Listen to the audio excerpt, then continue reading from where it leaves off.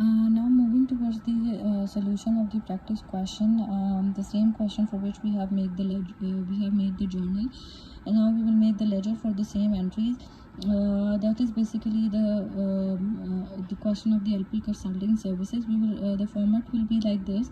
We will write the name of the company, Alper Consulting Services. Then we will write ledger and for which dates we are making the ledger. The transactions are from January 20th to 31, 2018. So we will write the dates January 20th to 31st, 2018.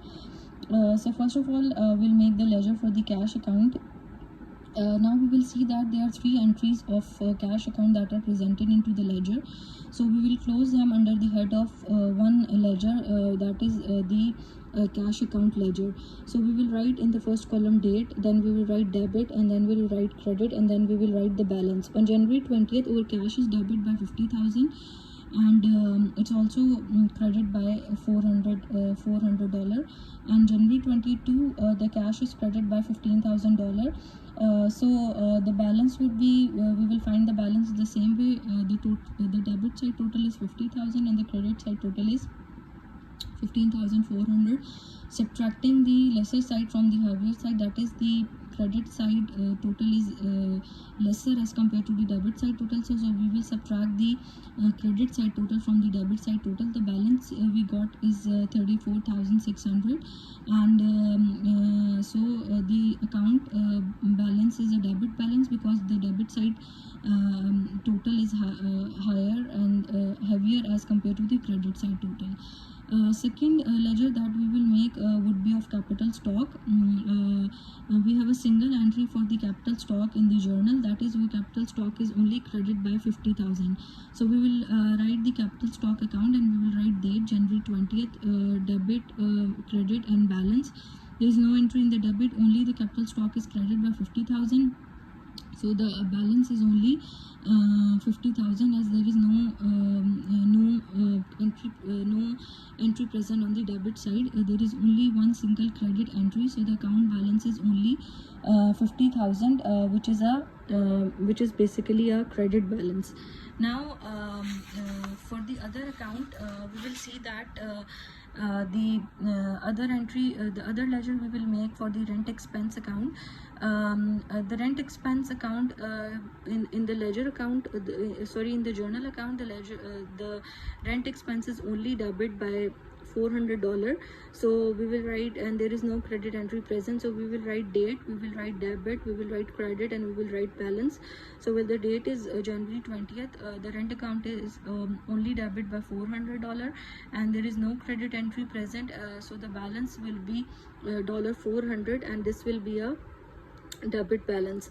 Now the ledger for the office supplies account, we will write date, we will write debit, we will write credit, and we will write balance. The office supplies are only debit by $200 in our journal account.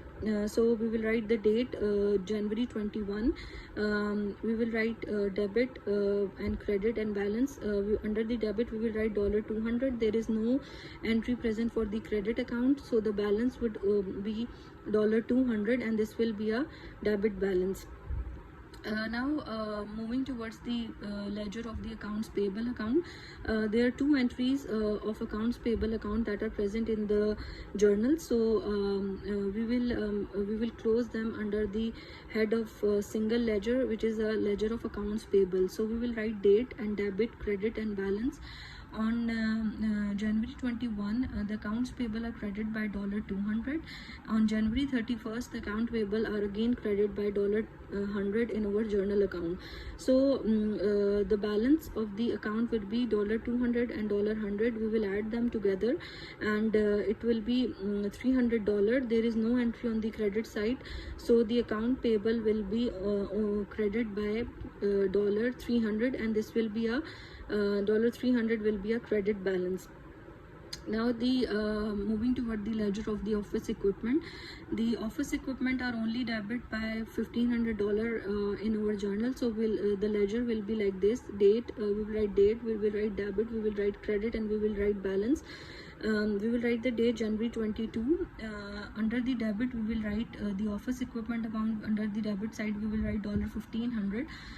There is no credit entry present and the balance would be 15,000, and this will be a debit balance. Now coming towards the ledger of accounts receivable. Account receivable on January 26, the account receivable are only debit by $2,000 in our journal account, and there is no credit entry present. So with the ledger account of account receivable would be, we will write date January 26. Under the debit we will write $2,000. There is no credit entry present, so the balance of the account receivable will be $2,000 and it will be a debit balance. For the revenue account, we will write the date, we will write debit, and we will write credit and balance. We have a single entry of revenue account which is credited by 2,000 on January 26 in our journal account, so we will write the date January 26. Under the debit entry there is nothing. Under the credit we will write $2,000 and the balance would be $2,000 and it will be a credit balance. And for the expense account, the expense account is only debit by $100 in our journal account, so the ledger account will be, we will write the date January 31st. Under the debit we will write $100. There is no credit entry present and the balance would be $100, which will be a debit balance. So this is the all complete transactions of the question that we have posted into the ledger accounts. And finally, basically you have to look up the entries of the journal and then you have to post them into the ledger accounts. And finally, when the transactions are being posted into the ledger, the balances of these transactions are then being carried forward and posted into the journal, into the trial balance.